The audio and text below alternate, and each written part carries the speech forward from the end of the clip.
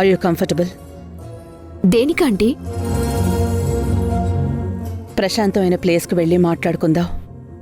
నా ఇల్లే నాకు ప్రశాంతం, అందులో నా బెడ్రూమ్ ఇంకా ప్రశాంతం. ఏదైనా ఉంటే ఇక్కడే మాట్లాడండి.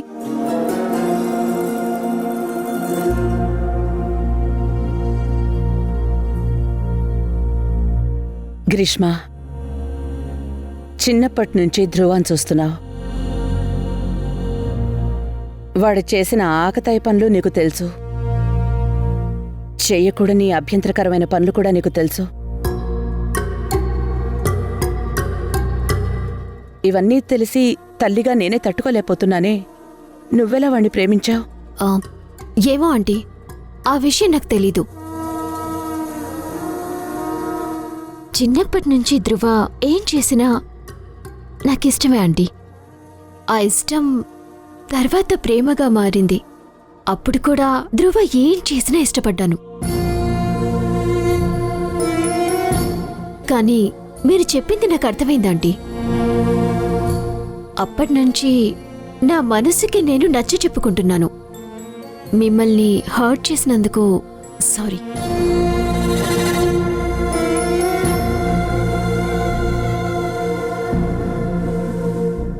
గ్రీష్మ, నిన్ను స్ట్రెయిట్గా ఒక ప్రశ్న అడుగుతాను, చెప్పు. ఇప్పటికీ ధ్రువ అంటే నీకిష్టమా?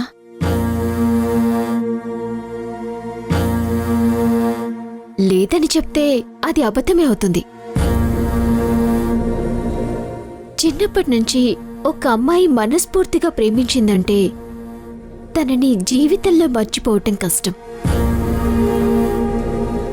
కానీ నా ప్రేమ కన్నా మీకు మీ అబ్బాయి మీదున్న ప్రేమ, కంపెనీ భవిష్యత్తు మీదున్న విజన్ చాలా ముఖ్యం అనిపించింది. సో కాంప్రమైజ్ అవ్వటం నాకు పెద్ద విషయం అనిపించలేదు. మీరు కరెక్ట్ ఆంటీ.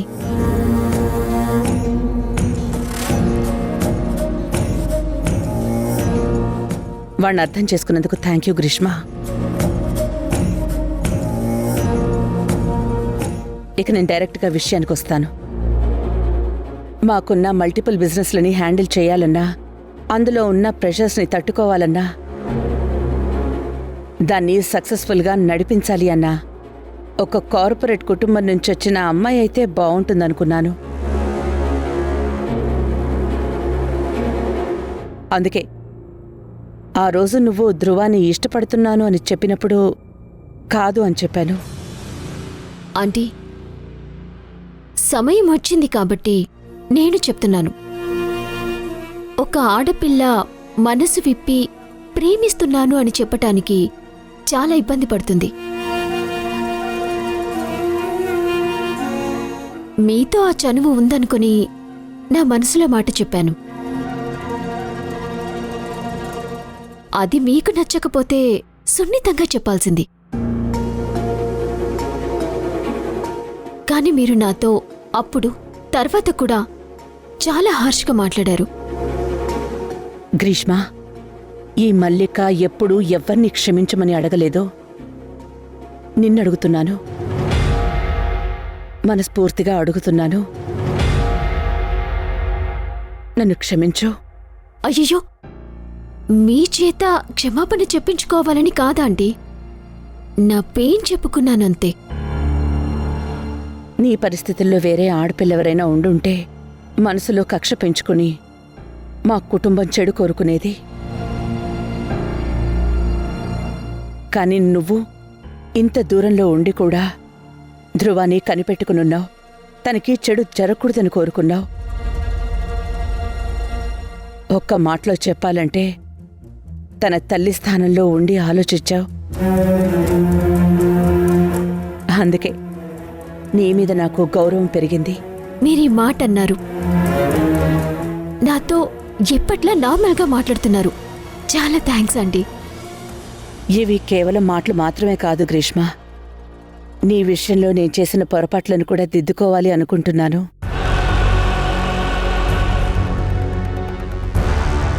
ఇప్పుడు ధ్రువ నా చేదాటిపోయాడు. నేను వాణ్ణి దారిలోకి తీసుకురాలేకపోతున్నాను.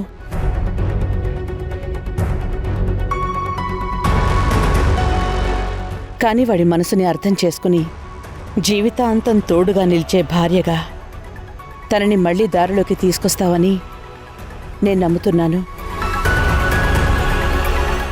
అలాంటి కోడలిగా నా ఇంట్లో నిన్ను అడుగు పెట్టమని బ్రతిమాలుతున్నాను.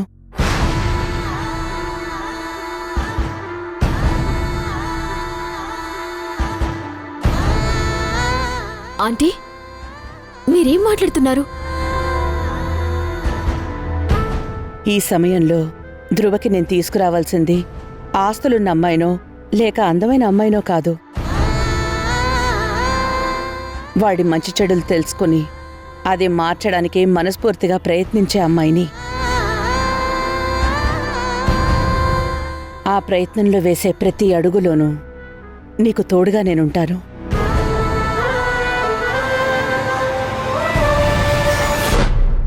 నీ ప్రేమ గట్టిది కాబట్టి నీ ముందు నన్ను తలవంచేలా చేసింది.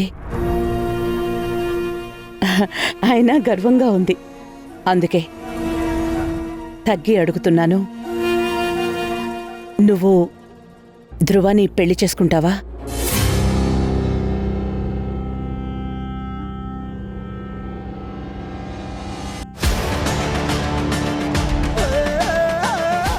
ఆంటీ, ఆనందంతో నాకు మాటలు రావడం లేదు. ఇదంతా ఒక కలలా ఉంది. నీ కలని నేను నిజం చేస్తాను. నిన్ను మహారాణిలా చూసుకుంటాను. వద్దండి, ఇప్పుడు మీరిచ్చిన మాట మళ్ళీ కలైపోతుందేమో అని భయంగా ఉంది. ధ్రువ అందరి ముందు ఆ వసుంధరని పెళ్లి చేసుకుంటానని చెప్పాడు. అది జరగనివ్వను. ఒకవేళ ధ్రువ నన్ను పెళ్లి చేసుకోవటానికి ఒప్పుకోకపోతే? వాణ్ణి ఎలా ఒప్పించాలో నాకు తెలుసు. అదంతా నేను చూసుకుంటాను కదా. నువ్వు కేవలం ధ్రువాకి తోడుగా ఉంటానని నాకు మాటివు చాలు. అది నేను చిన్నప్పటి నుంచి కన్న కల, ధ్రువ పక్కన నుంచోవాలని. ధ్రువని మార్చటానికి నేను ఖచ్చితంగా ప్రయత్నిస్తాను. కానీ మళ్ళీ ఆశ చూపించి లేదని అనకూడదు. ఇది నిజం. మల్లికది ఒకటే మాట.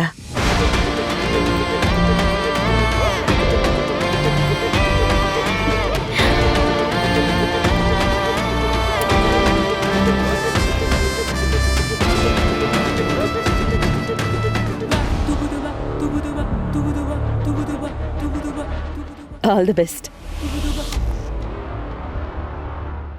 ఎస్.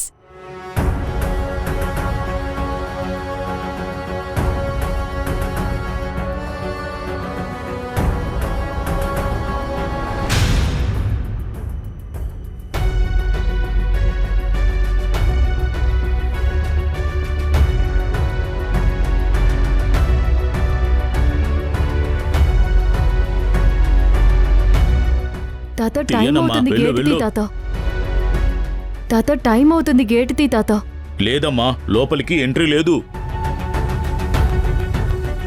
తాత ఇప్పటికే లేట్ అయింది, తొందరగా గేట్ తీ. లేదమ్మా, నీకే చెప్పేది, వెళ్ళు వెళ్ళు. మామయ్య,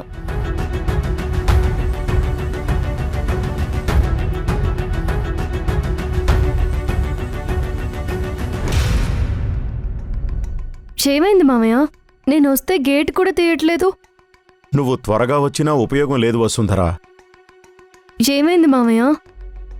నీ బదులు వేరే వాళ్ళు వస్తున్నారని చెప్పారు.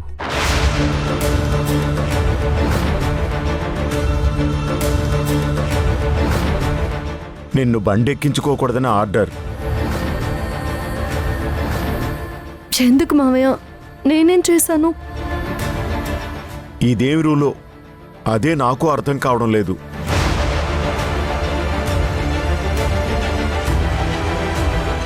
ఈ విషయం మీకెవరు చెప్పారు? సూపర్వైజర్ చెప్పాడు. ఎందుకు మావయ్య? నేనంటే ఆయనకు అంత కోపం. వాడి కోపమున్నా ఏం పేగలడు? మేనేజ్మెంట్ చెప్పకుండా ఇంత పెద్ద ఆర్డర్ వాడు వెయ్యలేడు కదా. నిజమే మావయ్య. అంటే ధృవ సరే ఇదంతా చేస్తున్నారన్నమాట. నిన్న నువ్వంటే ఇష్టం అని అంతమంది ముందు చెప్పారు. ఈరోజు నిన్ను ఉద్యోగం నుంచి తీసేశారు. మావయ్య, ఆయన చెప్పిన మాట నేను నమ్మలేదు. ప్రతిరోజు నాతో ఏదో ఒక తమాషా చేయడం ఆయనకి అలవాటైపోయింది.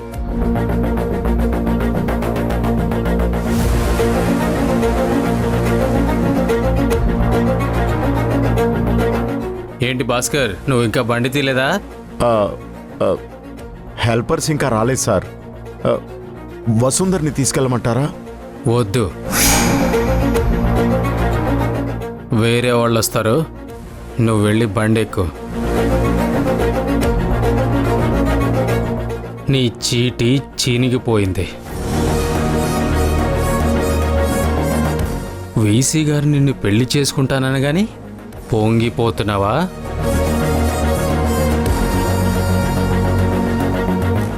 ఆయనకున్న వెటకారం నీకు తెలీదు. నిన్న నీతో చేసింది అదే.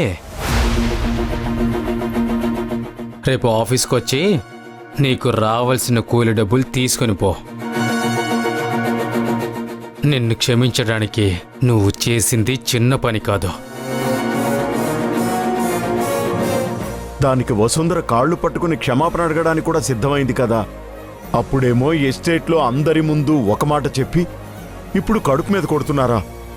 ఇది దేవుడు క్షమించడు. అబ్బో, దేవుడికి ఇది తప్ప మరో పని లేదా?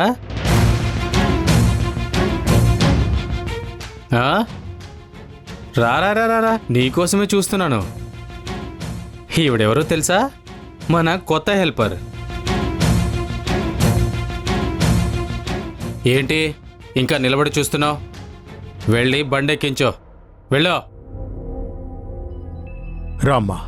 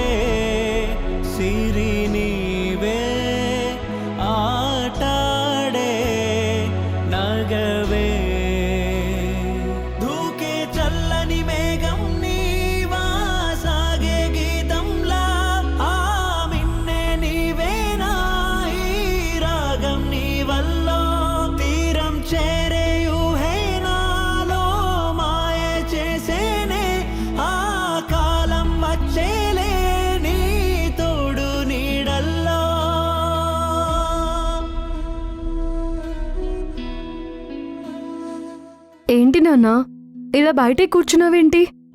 కాసేపు బయట కూర్చోవాలనిపించిందమ్మా. అందరూ వెళ్ళడం రావడం చూస్తూ ఉండొచ్చు కదా. నేను పనికెళ్ళిన రోజులు గుర్తొచ్చాయి. అవును, నువ్వేంటి తిరిగొచ్చేశావు?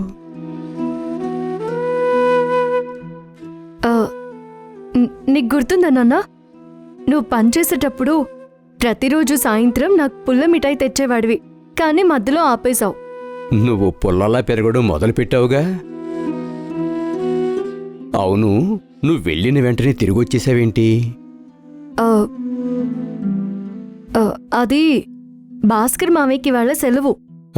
వేరే వాళ్ళు వస్తారు కదా. నన్ను వెళ్ళిపోమని చెప్పారు. మరి ఈరోజు కూలీ? కూలీ ఇస్తామన్నారు. చూసావా, ధృవాసారికి నువ్వంటే ఇష్టం కాబట్టి చెయ్యని పనికి కూలిస్తున్నారు. నాన్న, ధృవ సార్ గురించి వదిలే, వేరే ఏమైనా చెప్పు. అయితే నువ్వే ఏదైనా చెప్పు. మనం సిటీకి వెళ్దామా నాన్న? ఇక్కడ వచ్చే జీతం మనకి సరిపోవడం లేదు. సిటీకి వెళ్ళినా కూడా బ్రతకడం కొంచెం కష్టమే అనుకో. కానీ నేను కష్టపడతాను నాన్న. ఉద్యోగం చేస్తాను, సాయంత్రం ట్యూషన్స్ కూడా చెప్తాను.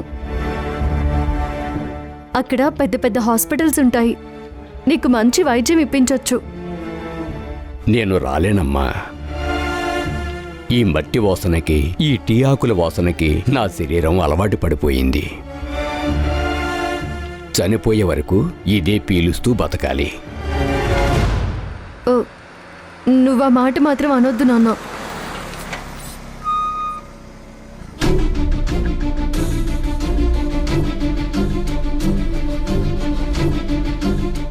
Good morning madam. ఆ, ఎవరు బాబు? ఏం కావాలి? కంపెనీ నుండి వచ్చానండి. వసుంధర గారిని తీసుకురమ్మన్నారు. ఎవరు చెప్పారు? మేనేజర్ సారు వెంటనే రమ్మన్నారు. డిస్మిస్ ఆర్డర్ ఇవ్వడానికేమో. నువ్వు ఒకసారి వెళ్ళిరా అమ్మా. సరే నాన్న, ఇప్పుడే వస్తాను. పదండి. Okay madam.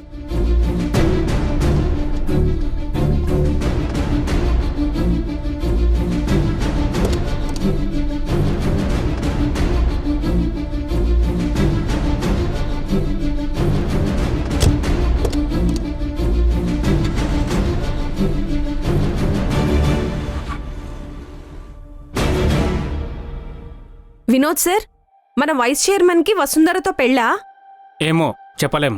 అప్పుడు తనని మనం మేడం అని పిలవాల్సిందేనా? అయితే పిలవాల్సి వస్తుందేమో. సార్ ఆవిడ్ని మిస్సెస్ అని పిలుస్తారు కదా, మనం మేడం అని పిలవాల్సిందే. మీ పని చేసుకోండి.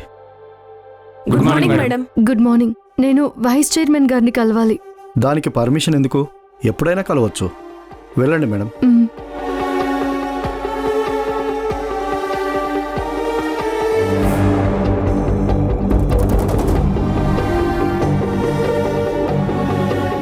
వసుంధరా, కూర్చో. పర్లేదు సార్. అయితే నేను కూడా నిలబడతాను. నేను నీకు రెస్పెక్ట్ ఇవ్వాలి కదా. ఒక అమ్మాయికి మీరెంత గౌరవం ఇస్తారో గెస్ట్ హౌస్లో మీ ప్రవర్తన బట్టే నాకు తెలిసింది.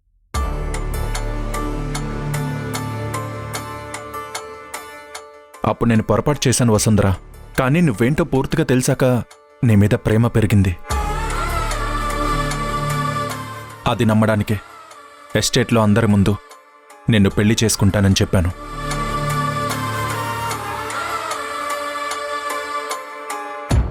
నిజంగా నిన్ను ప్రేమిస్తున్నాను వసుంధరా.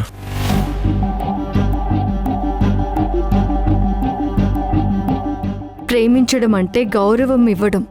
మీరు నన్ను ప్రేమించుంటే ఎస్టేట్లో చెప్పే ముందు నన్ను ఒక మాట అడిగేవారు.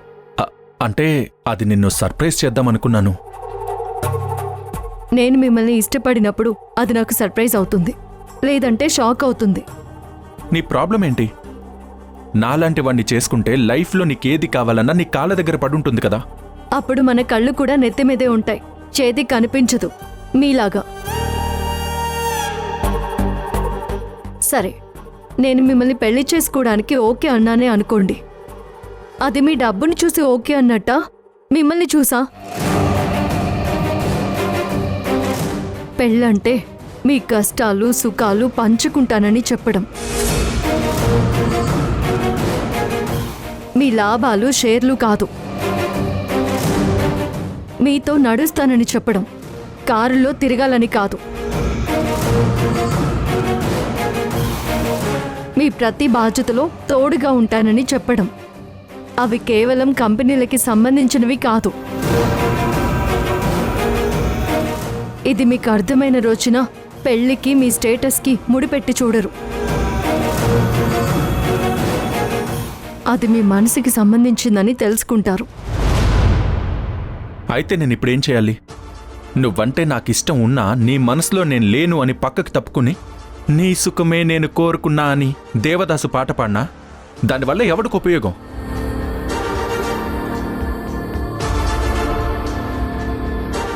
మనసులో లేరని తెలిసినా వితండంగా ప్రవర్తించడం, దీనివల్ల ఎవరికి ఉపయోగం? మనసు ఎప్పుడూ ఒకేలా ఉండదు వసుంధరా, అది మారుతూనే ఉంటుంది. ఏమో అది రేపు నువ్వు నన్నే కోరుకోవచ్చు కదా. నేను కార్తీక్ని ప్రేమిస్తున్నాను.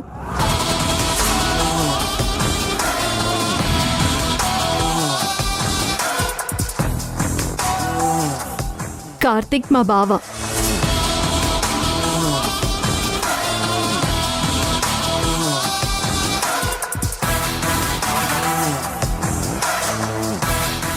దయచేసి నన్ను ప్రశాంతంగా ఉండనివ్వండి.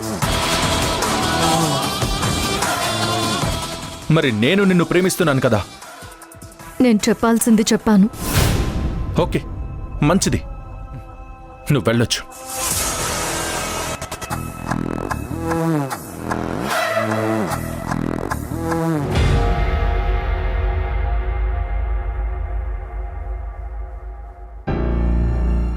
ఏంటి ఇక్కడే నించున్నావు? వెళ్ళు. నన్ను వదిలి వెళ్ళాలనిపించట్లేదా? ఇక్కడికి నన్ను ఎందుకు పిలిపించారు? నాకు చూడాలనిపించి పిలిపించాను.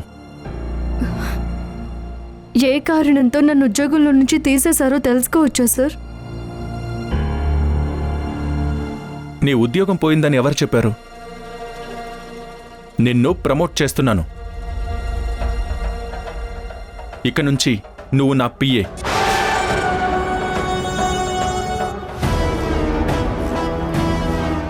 ఆర్డర్ మేనేజర్ దగ్గర ఉంది, వెళ్ళి తీసుకో. పిఏనా? అవును, నువ్వు డిగ్రీ చదివావు కదా, తెలివైన అమ్మాయివి, టాపర్వి. మూటలు మోసే ఉద్యోగం ఎందుకు చేయాలి? నా పిఏగా జాయిన్ అవ్వు. వద్దు సార్, నాకు నా పాత ఉద్యోగమే ఇప్పించండి. హలో మిస్, ఆ పని ఇప్పుడు లేదు, వేరే వాళ్ళని తీసుకున్నాం. నీకు ఆ ఉద్యోగమే కావాలంటే కంపెనీ ఏమీ చేయలేదు. రిజిగ్నేషన్ ఇచ్చేసి వెళ్ళిపో.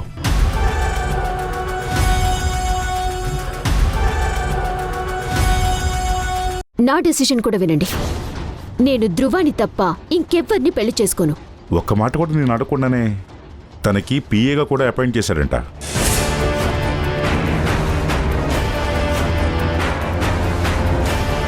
ఆ పక్కన రెడ్ ఫైల్ ఉంది చూడు, ఫస్ట్ అది స్టడీ చేసి సంతకం పెట్టు.